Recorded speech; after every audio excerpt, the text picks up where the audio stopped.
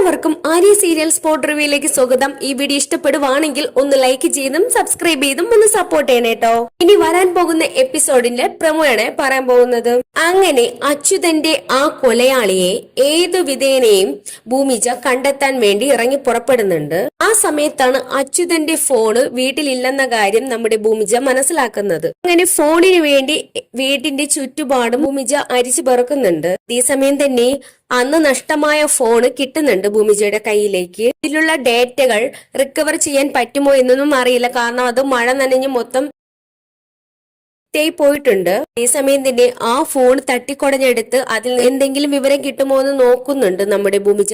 അതേസമയം തന്നെ അച്യുതന്റെ ആ കൊലയാളി ഭൂമിജയുടെ അമ്മയും അച്ഛനും പോയിട്ട് അതിൽ മൂന്നാമതൊരാൾ ഉണ്ടെന്ന് നമ്മുടെ ഭൂമിജ ഉറപ്പിച്ചു കഴിഞ്ഞിരിക്കുന്നു. അങ്ങനെ ഭൂമിജ ആ ആളെ കണ്ടെത്താനുള്ള അന്വേഷണത്തിലാണ്. അതേസമയം അന്ന് രാത്രി ഭൂമിജ അച്ഛന്റെ മുറി മുഴുവനായും പരിശോധിക്കുന്നുണ്ട്. മുറി പരിശോധിക്കുന്നതിനിടയിൽ ഭൂമിജയുടെ കയ്യിലേക്ക് ഒരു ലെറ്റർ കിട്ടുവാണ്. ഇനി ആ ലെറ്റർ എടുത്ത് ഭൂമിജ വായിച്ചപ്പോൾ ഇതിലുള്ള കാര്യങ്ങൾ വായിച്ചപ്പോൾ ഭൂമിജ ഞെട്ടിപ്പോകുവാണ്. അതിൽ അച്യുതനല്ല ഭൂമിജയുടെ അച്ഛൻ എന്നെഴുതിയിട്ടുണ്ടോ ഇല്ലെന്നൊന്നും അറിയത്തില്ല. എന്തായിരുന്നാലും ആ വിവരം കാണുമ്പോൾ തന്നെ ഭൂമിജ ഒന്ന് ഞെട്ടിപ്പോകുവാണ് ചെയ്യുന്നത്.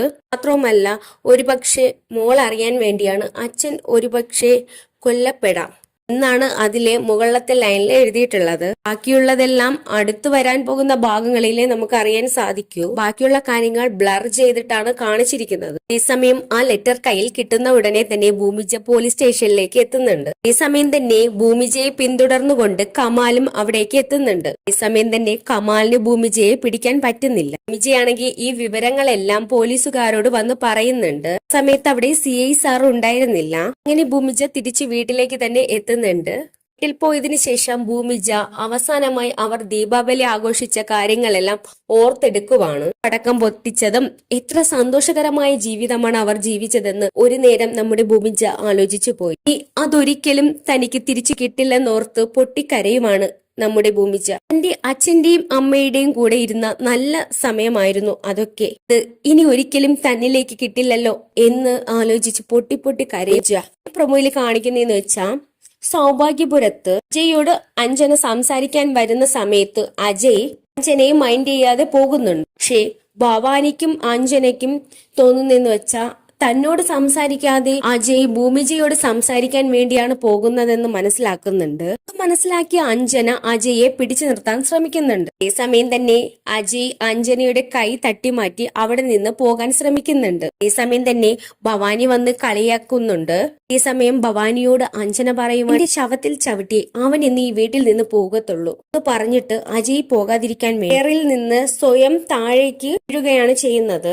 അഞ്ജനയുടെ വീഴ്ച കാണുന്ന ഭവാനി തന്നെ ഞെട്ടിപ്പോകുവാണ്. ഈ സമയം തന്നെ അജയ് പെട്ടെന്ന് വന്ന് അഞ്ജനയെ പിടിക്കുന്നുണ്ട്. അതിനുശേഷം അജയ്ക്ക് അവിടെ നിന്ന് പോകാനേ കഴിയുന്നില്ല. അങ്ങനെ അവരുടെ കൂടെ തന്നെ അജയ് അവരോടൊപ്പം തന്നെ ദീപാവലി ആഘോഷിക്കുവാണ്. അതേസമയം തന്നെ അജയ് കഴിഞ്ഞ പ്രാവശ്യം അജയ് ഒരു ആഘോഷത്തിലും പങ്കെടുക്കാതെ മാറി നിൽക്കുന്നുണ്ട്.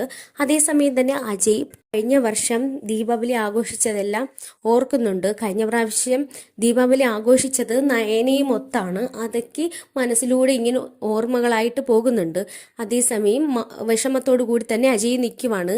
ഇതേ സമയം തന്നെ നമ്മുടെ ഭൂമിജയും വിഷമിച്ച് അവളുടെ വീട്ടിലിരിക്കുവാണ്. അജയും ഇവിടെ സങ്കടത്തിലാണ്, അതുപോലെ തന്നെ ഭൂമിജയും വളരെ സങ്കടത്തിലാണ്. അതിനുശേഷം കാണിക്കുന്നതെന്ന് വെച്ചാൽ നമ്മുടെ ഭൂമിജ ശങ്കരനാരായണനെ കാണാൻ വേണ്ടി പോകുന്നുണ്ട്. അതേ സമയത്തും കമാല് ഭൂമിജയുടെ പുറകെ ഉണ്ട്.